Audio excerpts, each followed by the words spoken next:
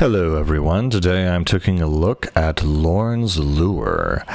Wow, I'm really happy that I played this game a couple years ago now, I guess in 2021 on the, what was it? It was the PS1 Haunted Demo Disc, and so this is the one game that I wouldn't say necessarily is horror themed. Maybe in some parts it is, but I really enjoyed this game, and I really enjoyed the demo, and the game really delivers on the gameplay. And what it is, it's a combination of kind of, you know, a mixture of isolation, megastructures, exploration, and really the main gameplay components are that you have these two pickaxes and you explore the environment and you go around climbing random objects, and everything in the environment is usually this gigantic industrial kind of setting where there's kind of no life, very few NPCs, if any. I think there's like one, maybe two you actually talk to,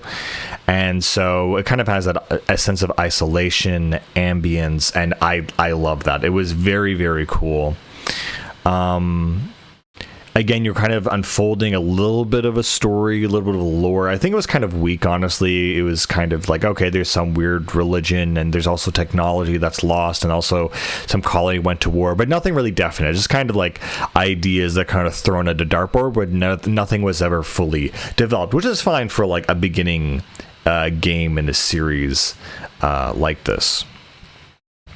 But it really nails the atmosphere, and that's really what I'm all about. And this is the perfect kind of indie game. It's not too long. I mean, each level took me around 1 to 2 hours to complete, which I felt was a little bit long. I would have liked them to be shorter, maybe around 1 hour. Maybe I was just kind of not that great at the game. But it was more than an 8 hour, an 8 hour plus game. And I kind of would have preferred if each level was an hour or less. And it's really cool that in almost every level they introduce a new mechanic that you add to your tool set. And so you can tell as the developer is making this game, they are also, using different opportunities to showcase new ideas as it goes along. So it's very similar to like writing a book or doing a movie. We're like, oh, what if we did this mechanic? What if we did this mechanic? And then you have a new level and a new mechanic, and every time you do that, it develops. And what I really love about that is you have that scope ability where by the end of the game, when you restart it or do like an all level run, you have all the equipments from the last level, which makes going through the first level an absolute breeze. It's ridiculous how easy it is.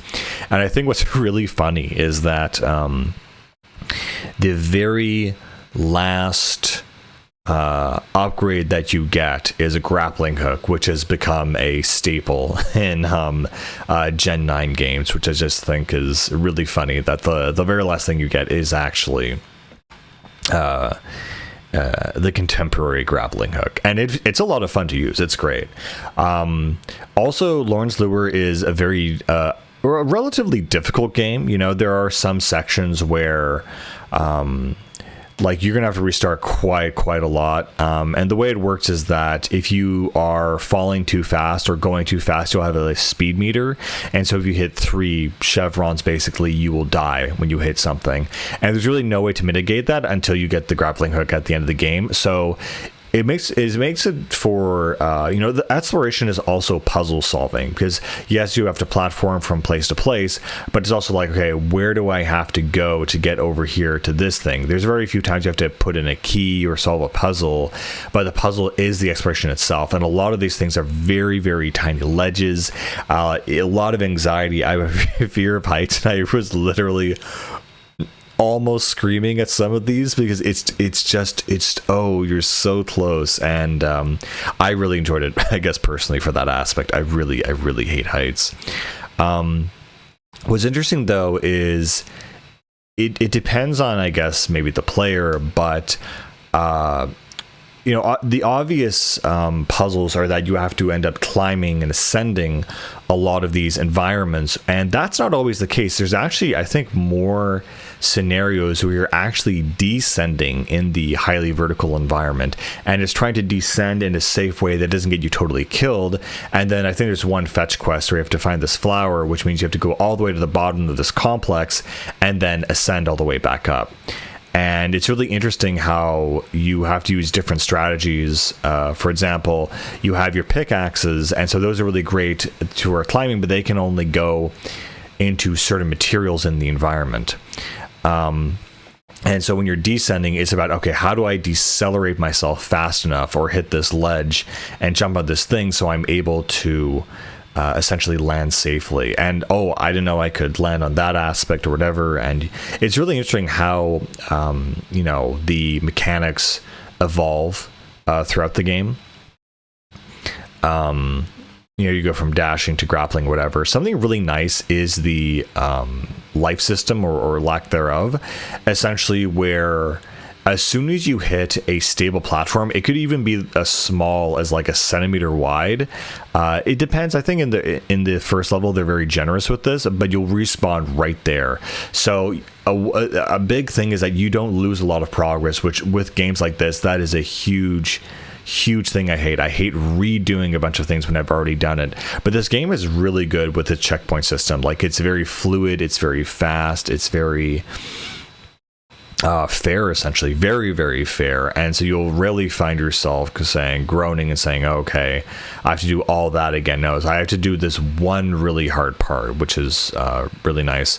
Another thing I really have to give it credit for is the clambering system is, I would say, almost better than some AAA games I've played. I have to give some real props here, because you could be a little bit further away than you think you need to be, and you'll still like grab the ledge. So again, it's very generous with all of its sort of saving graces. So yeah, you can be a little bit farther away than I would think I need to be, and I would still clamber and grab a ledge. And that's really useful where you're going 1,000,000 miles an hour and you're trying to just, hit this one spot and you basically get it.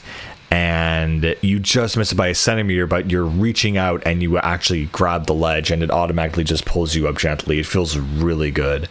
But yeah, no, this game, I guess technically it is a platformer, but also exploration, atmosphere, the mood of the whole thing is also super, super important part of the core experience. A lot of people compare this game to Blame, the manga. And I would say, yeah, it's definitely very much like that. You are kind of trapped in this mega structure and you're just trying to survive.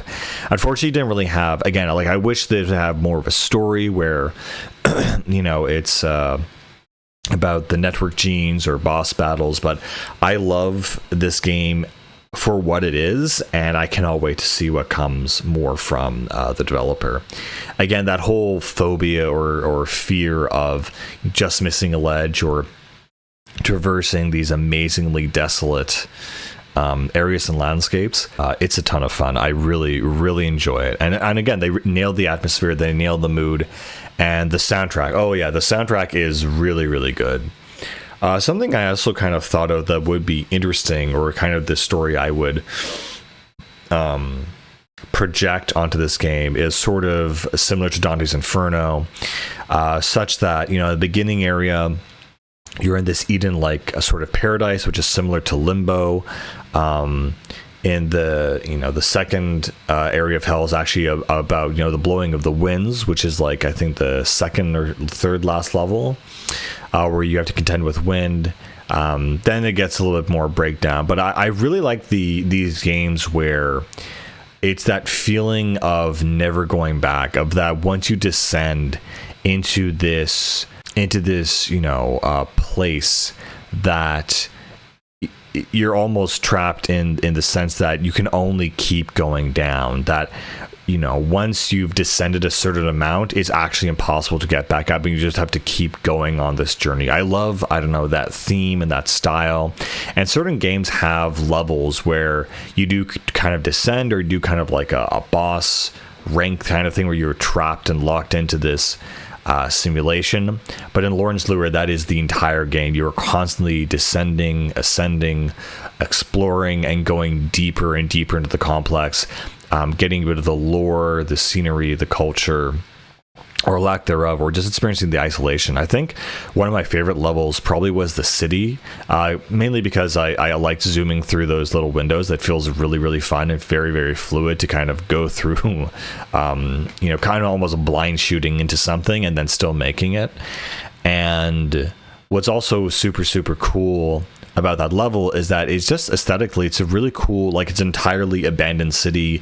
There's like this religious thing. There are some few people who are stuck in this weird stasis mode, and you're kind of this android. You're not even sure what you are yourself. I guess some other technical aspects is that I found the default sensitivity to be way too high, and I had to turn it down a lot. But when I plugged in my controller to play, my Xbox controller, it actually was perfectly calibrated for the max sensitivity, so that was kind of interesting or weird. But yeah, I played half this game on keyboard and then the other half on gamepad, and I would say gamepad is superior, I feel, for a game like this, mainly because I was going through this one really hard part where it was like the wall of water was coming at you, and you had to basically escape and do the same kind of obstacles again and again and again. And I don't know if like my keyboard was getting overheated or something, but my hands were really hurting and cramping from the position that they were in. So after that, I switched to gamepad, and the game was much more enjoyable. I can't imagine doing the final boss segment of this game on keypad. It's just way too taxing. Physically. Again, I really love the environments. I love the last environment in the game, this kind of pseudo crypto paradise thing. It all feels very, I don't want to say religious or spiritual, but it has elements of that, and it reminds me a lot of games like Ultra Kill, where they also use that theming very deliberately, but in a very haphazard manner. It's like, oh yeah, this is gluttony, this is avarice, this is whatever, and it follows that same style. And I just find it so interesting that we can take, spiritual readings and it's just kind of adapt them in a really cool way without being, I don't know, preachy about it. It's I really appreciated, like, even if it's a reference to literature and you haven't even read that piece of literature, but you at least have like some kind of vibe more or less with it, I think it's really cool. And so my headcanon for this game is that you are descending like Dante through the Inferno, and then at the end of the game is this very cryptic ending where the guy's like, oh, this whole thing was an illusion. Only people who start on this path started because of the illusion of what they're doing, but now this is the truth. And so the final ending is the truth ending. And further than that, it says, now that you're here, the only thing you can do is climb. And it zooms out, and it seems to be what I would interpret to be a kind of like a Tower of Babel kind of thing. And I think that's really nifty. And that also, again, reflects the Divine Comedy, because after Dante descends through hell, he has to ascend through the mountain of purgatory to the Imperium into heaven. And so I just kind of overlaid that idea over it. I have no idea if the developer is intending any of this, but this is what I kind of saw and would think, oh, it's fun to think about that. But yeah, Lorn's Lure, it was a game that was super interested me with its demo years ago. Super happy to finally play it and find that it is more or less what I wanted, and very creative, very cool, very atmospheric. Great game, honestly. I really loved it. I especially like the sequences with the flares. That was surprisingly scary. When you have to go through the caves, it's super claustrophobic. I had an experience, and as long as I can get an experience, that's what I'm looking for. And this is the first game of a series of games that I'm looking at that this is my indie game of approval. I am done. My romance is done with AAA.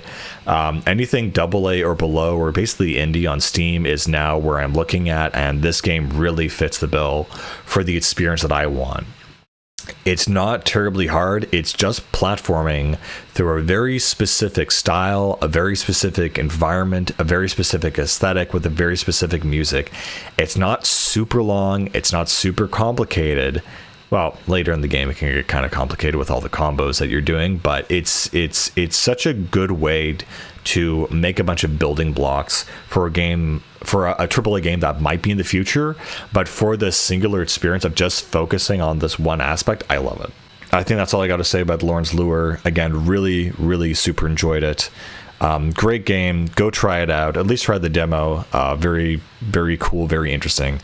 Anyway, guys, that's it. I'll see you later. Bye.